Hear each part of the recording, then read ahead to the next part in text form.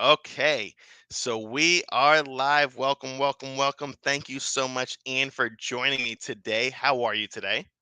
I'm doing great, thanks. How are you? I am doing fantastic. So Anne is a friend of mine here. We met her through the Sub Two Mastermind community, as you know, a number of the other guests who have been on as well with us. Anne as well. We share a passion for real estate, and I always love to hear people in real estate. What's their journey been up until this point? How do they get here? What brought them here? And what kind of got this ball rolling in this realm, really? And I'm so interested in people because I believe a lot of people have such an interesting backstory that I think it's really really cool. So I get to enjoy to hear everybody's backstory here. So Anne, if you wouldn't mind giving us a little bit of introduction about who you are and what brought you here up into this point. Oh, my name is Anne. I am 52, so I'm firmly in that middle age. I've done a little bit of everything in my life. I've been a wife and a mom. I've worked full time. I've stayed home full time. Yeah. And I've worked in so many different aspects. I've been in accounting. I've been in sales. I sold cars for many, many years and so many different things that I've done. And what really brought me into real estate is seeing a need for housing for disabled people that's more accessible and more affordable. And that's why I'm here now. So that's super cool and such a wide variety of things you did in the background. The gentleman I had on before you, he was a professional snowmobiler before Wow. he got yeah, yeah. So people have these extreme things that they come from. And for you, from selling cars and all these different things that you've done, like so many people do so many cool things outside of real estate. So that's super cool. And that's also what you brought up as well, affordable uh, that type of housing. Now that's very niched. Is there a reason why you kind of looked into that niche? I mean, that's you're the first person to give me that specific of an answer versus like I just want to build wealth or I want to build cash flow or anything. But you gave a very very specific answer. Like it was very purposeful. Can I ask you a little bit more about that? Well, I mean, I think we all want to build wealth for to leave for our children and our grandchildren. And my Yeah. grandson is really what brought me into this arena. Um, my grandson is disabled. He's unable to walk, and he also is autistic and nonverbal. So he has a lot of different things that make his life a little bit of a challenge. Hmm. And in taking care of him, because he's high need, my daughter has had to stay home to take care of him because she can't afford to hire in help. I mean, it costs a fortune to have help, whether the I'm. government will help with that, Hmm. expense or not, whether you can trust people who come in, Oh hate to yeah. say it, but can they handle your kid when your kid has a lot of needs? Um, and I've seen her struggle to try and maintain housing and whether or not the housing that they can afford on the disability payments um, will will be accessible enough. Yeah. If you've got a kid in a wheelchair or a kid in a walker, Yeah. are you going to be able to get them in and out of the house as they grow? So my grandson's about 50 pounds at this point, Hmm. and can you pick him up? Can you pick them Yeah. up? Like when they're toddlers, that's easy. But as they get older, what about in a couple of years when he's 100 pounds and he's, 6 feet tall? Or like, can you get them in and out of these apartments that you are able to rent? Are you even able to rent an apartment because rents are insane right now? You know, Yeah. so looking at the struggle that she's going through with providing housing because of his needs. I want to be able to move into that arena, provide housing at a more affordable rate, and make the housing accessible for each individual disabled person. Because Yeah. each person doesn't have the same abilities or disabilities, and getting into low income housing generally is not going to be accessible in the way that you need it. Some people need a ramp to get in and out, or they might, Hmm. like if it's a hand powered wheelchair, the ramp might be too steep. It might Yeah. be fine for a motorized wheelchair, but not for a hand powered wheelchair. What if you need a lift to get, out of your chair and into your bed, or other types of things like that, and your landlord is not okay with doing those kind of renovations? How are you going to fund those kind of things in the first place? So I'd really like to tackle those kind of needs in the disabled community going forward. And I'm going to start one house at a time. I'm going to try and work my way up into multifamily Yeah. with a percentage of the available units going toward accessible, affordable housing for disabled folks. That's amazing. So that's a very purposeful mission, and I love that. Because it's not just, there's a very personal and purposeful reason why you're here and why you got into that. And I can hear it in your voice when you talk about, the true desire to help out this community because, and sometimes in putting ourselves in the other person's shoes, something that we don't often do. To be very honest with you, a lot of these points that you brought up, I never would have thought about.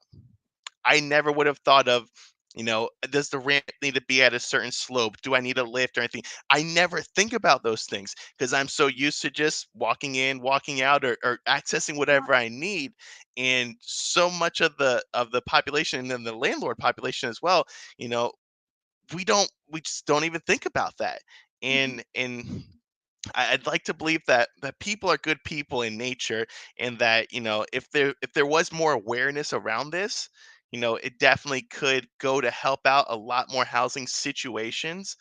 But it's just naturally, like I said, until you brought it up, I never thought about that kind of stuff in a property.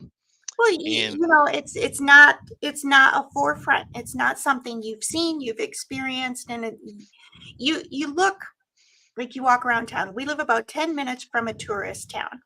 And I mhm, walk around town with all their cute little shops, and I think our town is accessible because there's angled curbs at the crosswalk so you can get a wheelchair up. Um, the sidewalks are wide, seems accessible to me. But then I have a friend who's disabled. She's in a wheelchair, and she says there are curbs that you can't get up because the angle is too steep and you get stuck, or because of the winter weather, or the doorways in the shops, because it's an older city. It's not really a city, it's just a tiny town, but yeah, you can't get through the doorways because they have these huge berms to keep out the weather. They don't have automated doors. Nobody else stand there and hold the door for you when there's a bunch of tourists in town. You don't think of these things until you're thrown right in it. And is yeah, that really how a segment of our population should have to live? yeah. You know, I with completely agree. like, if you're already born with limitations, should society put more on you? Yeah. Yeah, wow. See, that's a great every episode or every, interview I do, I try to take some lesson out of it for myself that I can really, and just, a lesson is one, just don't take some of those simple things for granted, and, think about the other person's shoes. And a lot of times you don't, like I said, it's not our natural thinking pattern to think that, someone else may struggle with something that's just so easy and mindless to me. Yeah. It's so easy and mindless to me to walk up a set of stairs, to walk into a door, Mhm. to get to the bathroom. And yeah, and just to pause and to think about that kind of stuff in other people's situations, it brings a level of gratitude, one for what I do have, but also a level of understanding for that population of people that don't have that same privileges that so that's a really good lesson for me that I can kind of take away from this. So that's amazing. um so, in real estate now around that, so does that look like single family houses kind of starting off? I think you mentioned single family houses starting off and then possibly into some multifamily and some bigger projects for you? Well, ultimately, I'd like to get into apartment complexes where something like, the entire first floor goes to disabled housing and making sure Hmm. that it's all not just up to code, but that it meets individual needs. You're going to keep your tenants longer if you meet their needs, right? Yeah. So, each individual person has different levels of ability. And I think as a landlord for disabled tenants, it's going to take conversations. What do you need? How can I support you? How can I help you fund the changes that need to happen to make you comfortable in your housing? Because you shouldn't have to struggle to get in and out of your building Yep. or be stuck in your building once you get in there. Yeah. And like we years ago in 2004, we sold our house in Southern California. We sold it to a disabled man who was in a wheelchair.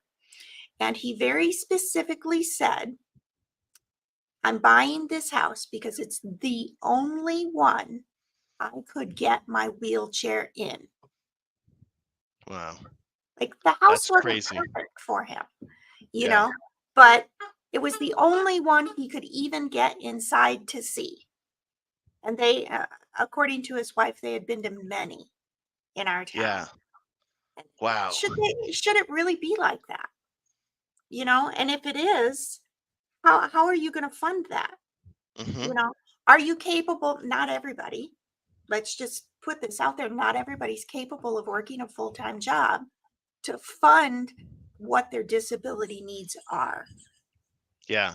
So if they're not capable of handling that um, financial aspect on their own, who else is going to step up and help with that? Or are they going to have to live without their needs being met? And that's what I don't want to see. Yeah. I don't want to see these kids. My grandson's 5 right now, Yeah. so right now it's a little easier, but I don't wanna see him moving into adulthood when he ages out of school at 21 and Hmm. having no place that he can afford to go, you know? Yeah.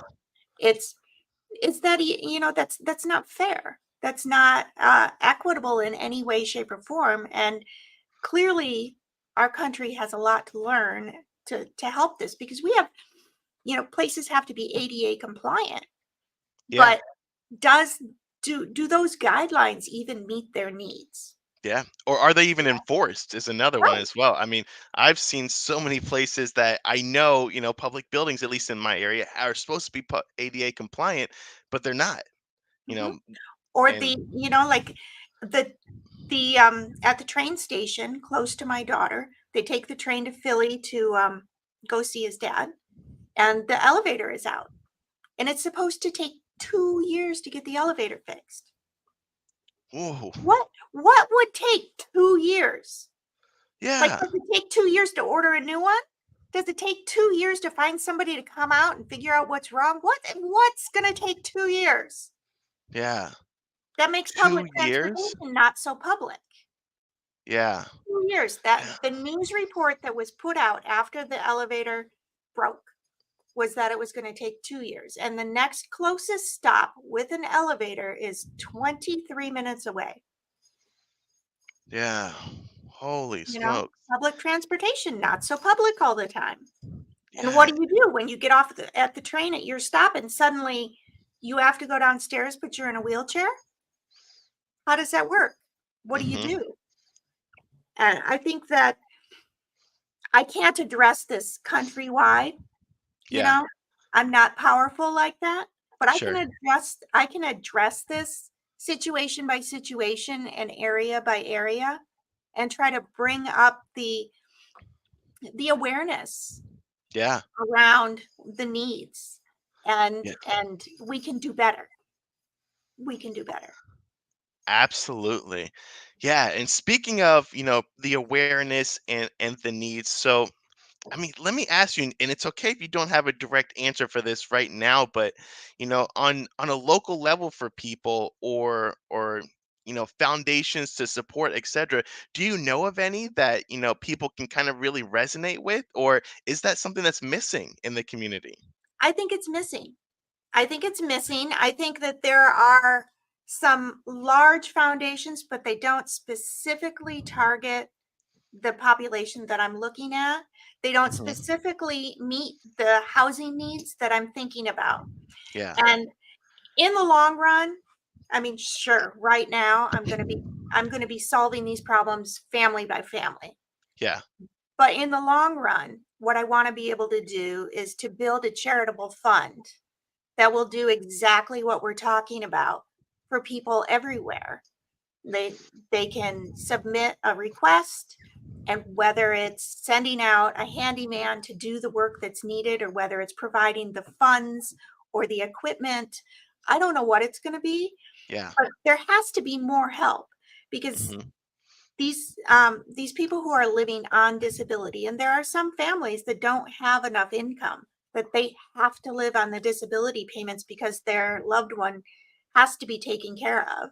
So that living on disability payments, the payments are I so low, less than $12,000 a year. My goodness, God bless the parents and grandparents of who have to really fill in that gap. Yeah. So it's not like they can afford to buy a van to have it converted. It costs tens of thousands of dollars just for the conversion. They Hmm. have to pay for their wheelchair. What if their wheelchair gets damaged when they get on a flight? You see um, uh, news stories about that all the time. How somebody took a flight and their specialized wheelchair that cost them tens of thousands of dollars has been damaged. It fits perfect to their body, but now it's damaged. Like you don't know what's going to happen, and they can't keep up with that. Yeah. They're and it's just because they're born different. It's not because of any fault of their own. And I would really like to be able to try and fill that gap in funding and in accessibility and in what do you call it? Like when you share the information. Okay. I don't know Um. the word. The word escapes me right now. Sure. No worries. Um. But I get what you're saying. Yeah. So, man, that's yeah. It's just again, I keep on coming back to the things that you just don't think about, the things that you just don't have to think about, and that's amazing. I think it's an amazing journey, an amazing purpose that brings you specifically into real estate. And I think people with amazing purpose, people will rally around them to help out. And I think that's something that will happen. I think people will rally around to help out, which I'm excited to see, in the future and how that kind of plays out for you. I really hope so. I really hope that it opens up um, doors and pocketbooks, Yeah. avenues of change. I hope it opens up many avenues of change because it's really necessary.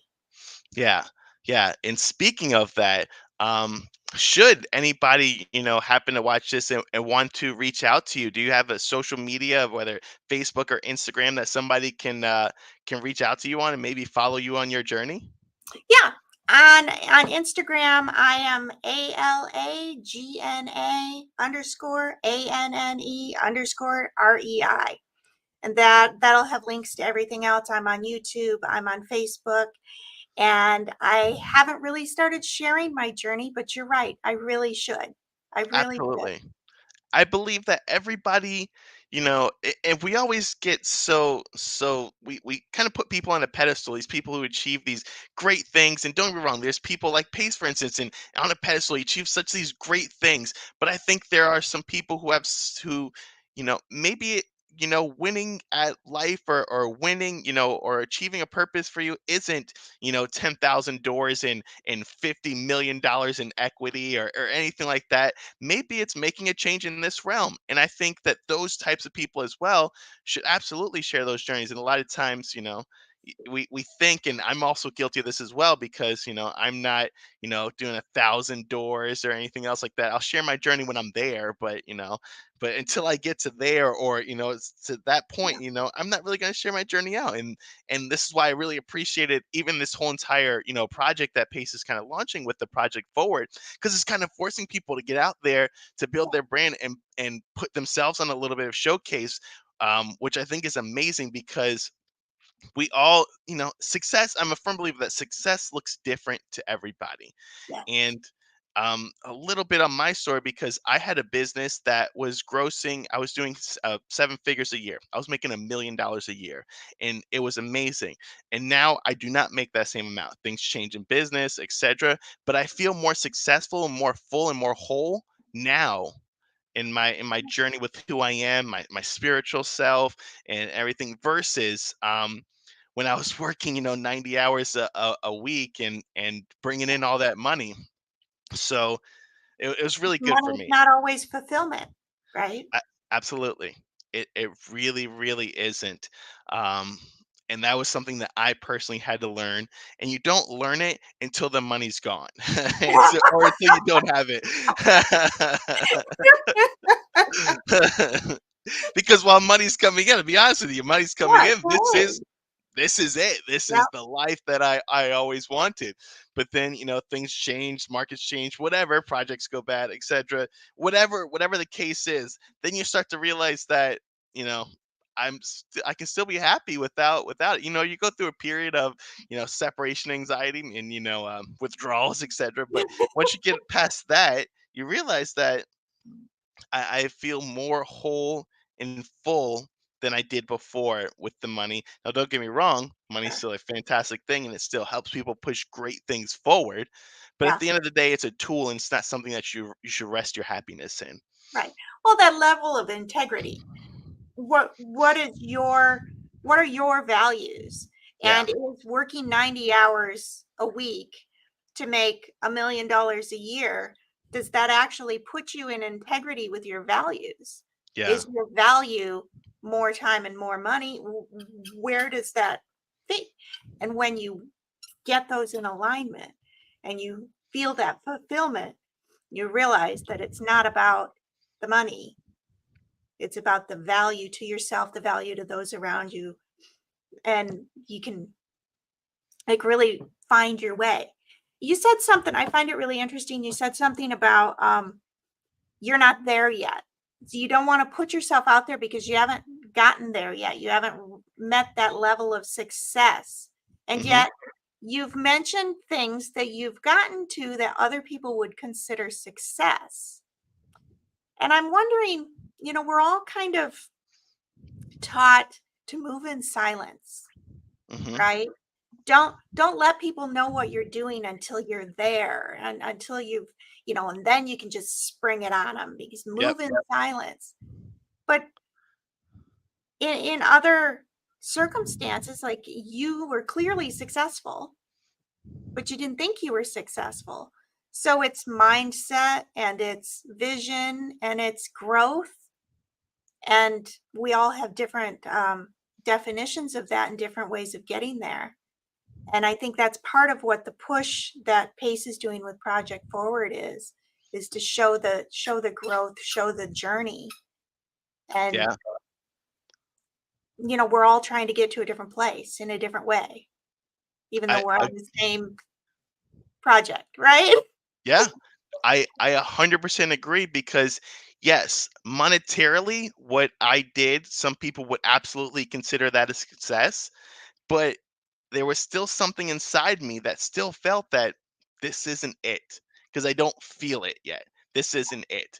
And I learned that it wasn't. I was basing it all on money, or I was trying to rest it all in money, and I neglected many other portions of my life to rest it in money, and I never felt that success, even though monetarily, a lot of people be like, "Come on, dude, you made it. You're making $1 million a year. Who does that?" Um, but it wasn't, like I said, I didn't feel it on the inside, and that's been something that's been a personal journey for me. Yeah. um so very, very cool. um so I Now, kind of to not to turn left on you all of a sudden, but there's a few I like to call them hot seat questions that I like to Okay. ask people now. Now, they're nothing to do with real estate or investing or anything like that. This is just simply about you and just figuring out and interesting things about people. So, if you don't mind, I'd love to spring some of these on you. I'm ready. Okay, awesome.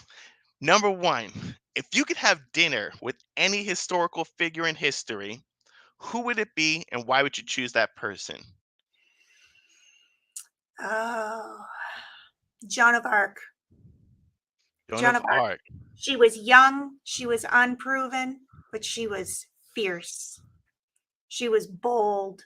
She made these choices and she followed them through. And just what we all face things that are difficult. We all have fights ahead of us. Hmm. But in what way are we moving toward that fight and through that fight?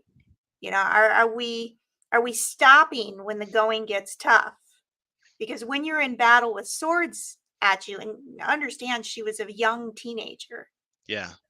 in in a position that was dominated by men, and she went out and she fought anyway.